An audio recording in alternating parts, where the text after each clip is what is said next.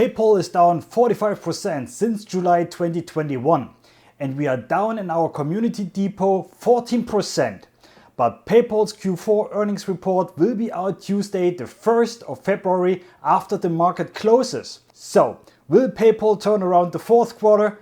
Possibly. But is PayPal a buy at current valuations or not? Hi folks, it's Björn here, and sorry that I haven't got the time to upload last week more videos, but holidays are there for relaxing and spending time with your family. But now I am back, and February will be an exciting month though, as a lot of companies release their Q4 or Q1 earnings. But with that out of the way, let's get started with PayPal and what we can expect for the Q4 earnings report, whether PayPal will meet analysts' expectations or not, followed by a fundamental analysis, the pros and the cons, and at the end, as always, I give you my personal opinion and conclusion. So, the video is quite packed, but I encourage you to watch the whole video in order to get the full picture. And if you like informations like this, then please hit the like button and consider subscribing for more daily updates and infos. In the case of PayPal stock, the turnaround is likely to depend on two key figures that I'm particularly keeping an eye on. A first metric that could account for the turnaround in the fourth quarter is the number of total users. Without a doubt, this value is crucial for the ecosystem from PayPal. With 460 million users most recently, or I should better say ending Q3 last year, there is a strong basis. As in the pre-Christmas quarter, the management of PayPal's share expects a further net increase in new customers from around 40 million to 430 million. That would be about as much as in the previous quarter, in which 13.3 million new users were added. In any case, 50 million net new users per year would be a strong basis. That shows there is still room to further establish their own solution in terms of quality. And PayPal did improve, as PayPal recently bought Paydi, a Japanese platform for buy now pay later or BNPL service. The deal was done for 2.7 billion or 300 billion yen.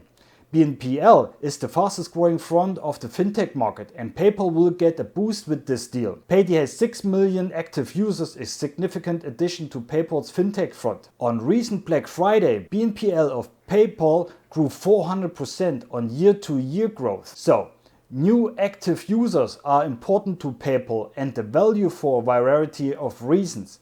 The greater the reach, the more attractive the ecosystem is. Not only for the other customers or retailers, no, the more established the payment solutions are, the more transactions there are within the ecosystem. A transaction volume of recently $310 billion was anything but little. Still, users and growth on this metric are important for PayPal, in addition to other key figure, which admittedly has weakened a little recently. Higher net income, more earnings growth.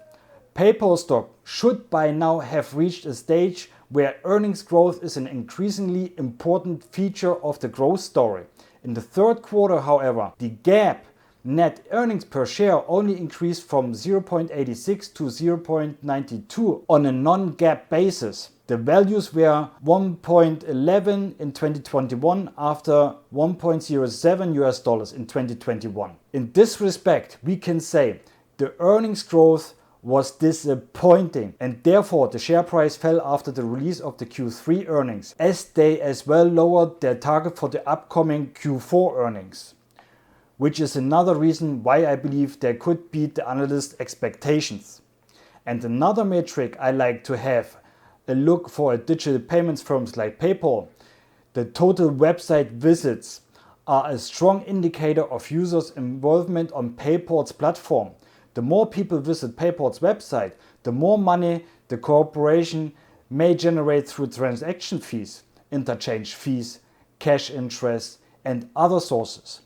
This total quarterly rise suggests robust transactional activity on PayPal's platform. Also, PayPal's key metrics such as total payment volume, TPV, active customer accounts, and the total number of payment transactions may have improved in the fourth quarter, favorably boosting the company's revenue in the fourth quarter. One less positive note here. We noticed that the total estimated visits to PayPal.com are down 1.93% year over year in the fourth quarter. However, this year-over-year drop should not be a reason for concern, as no company-specific issues have been detected.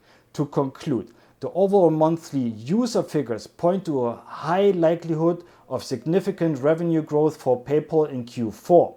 The customers shifting preferences toward contactless payments in the aftermath of the coronavirus pandemic could be attributed as a big factor in the growing website visits to PayPal. Let's come to my conclusion. PayPal is a quality business with exceptionally strong underlying momentum.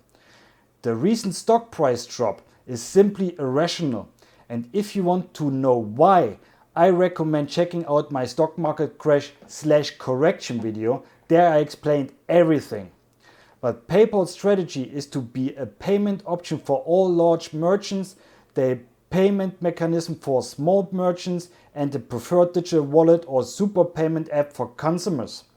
PayPal is now available across 75% of the top of the 1,500 North American and European retailers. PayPal owns Venmo, and users of the app will be able to pay with it on Amazon starting this year. PayPal app users can now use it to buy, sell, and hold popular cryptocurrencies. There's also more about to go on with PayPal app that will strengthen the company's strategy to make it the super app, a high yield savings option, and get this, stock trading are expected to be launched in the near future as well. Finally, it is important to note that PayPal's current market cap is 192 billion and has plenty of cash, and will pull the trigger on a large acquisition like they did with Paydi if the right one comes along. Second, compared to others, PayPal has a low PE ratio of 39,